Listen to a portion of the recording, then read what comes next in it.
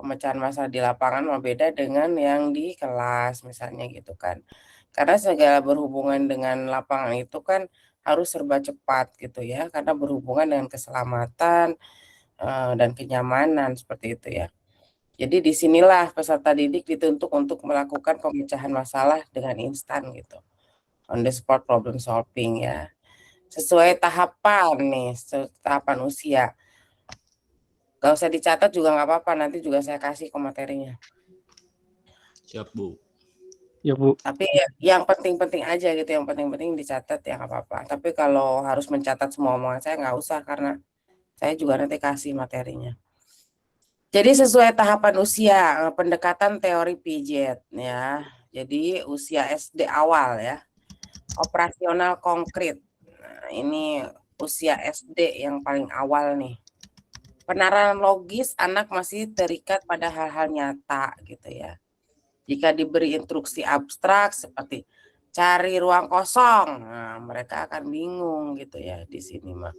Jadi pemecahan masalah mereka masih sederhana. Misalnya ada lawan di depan, saya harus menghindar, gitu-gitu aja. Jadi pola pikir yang anak usia SD yang baru awal-awal itu ya memang sangat sederhana gitu. Ketika kita memberikan instruksi ya harus lebih detail gitu loh, jangan umum gitu kan. Nah, karena lihat perkembangannya gitu loh. Jadi tahapan anak usia SD yang masih awal-awal banget itu dia nggak bisa diberikan instruksi yang umum banget gitu loh. Jadi harus lebih spesifik gitu loh. Misalkan memberikan instruksi, coba cari ruang kosong yang bisa gitu untuk misalnya bermain tak umpet misalnya. Nah, dia akan cari. Kalau misalnya kita hanya instruksi, cari ruang kosong. Ruang kosong apa gitu? Gimana? Di mana gitu kan? Paling gitu. Jadi harus memberikan instruksi yang lebih lebih spesifik gitu loh. Jangan yang umum gitu ya. Nah, kemudian di usia SMP sampai SMA ini disebut operasional formal gitu ya.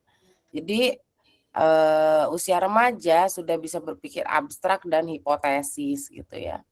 Mereka bisa menganalisis pola permainan lawan, memprediksi arah bola berdasarkan sudut datangnya gitu, dan memecahkan masalah taktis yang kompleks gitu. Jadi di sini mereka sudah mulai gitu berpikir abstrak dan hipotesis. Ada yang tahu hipotesis itu apa? Belum, Bu.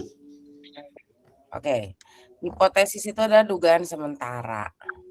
Jadi mereka sudah bisa menduga gitu, sementara nih, oh pasti begini nih gitu. Prediksi, bukan? Prediksi ya, benar prediksi ya, kalau bahasa kita prediksi gitu. Nah, dia sudah bisa memprediksi tuh gitu loh. Jadi misalnya dalam apa ya, sepak bola deh gitu loh. Misalnya bek lawan maju gitu, saya harus melakukan apa gitu ya, ke arah mana gitu, tapi dia sudah bisa memprediksi gitu di usia-usia SMP sama SMA gitu loh. Nah, ini disebut operasional formal gitu. Ini tahapan dari pendekatan teori Piaget ya. Jadi ada operasional konkret dan operasional formal. Kalau operasional konkret itu biasanya di anak-anak usia SD awal gitu ya. Kemudian kalau operasional formal itu biasanya di SMP sampai SMA. Kalau operasional formal ini mereka sudah bisa berpikir abstrak dan hipotesis. Nah, kalau operasional konkret mereka masih penerapan logisnya masih terikat gitu loh. Jadi tidak bisa diberikan instruksi-instruksi yang abstrak, yang diberikan instruksi abstrak gitu loh, atau yang umum-umum gitu, nggak bisa kalau dia usia SD awal gitu, karena pola pikirnya masih sederhana gitu ya. Nah, ini sesuai tahapan ya. Kemudian ada implikasi bagi guru PJKR gitu. Apa sih implikasinya gitu bagi guru PJKR? Nah, di sini guru harus memberikan stimulasi pemecahan masalah lewat permainan gitu ya. Jadi permainan menjadi stimulasi pemecahan masalah gitu loh. Jadi jangan selalu memberikan solusi langsung ya gitu.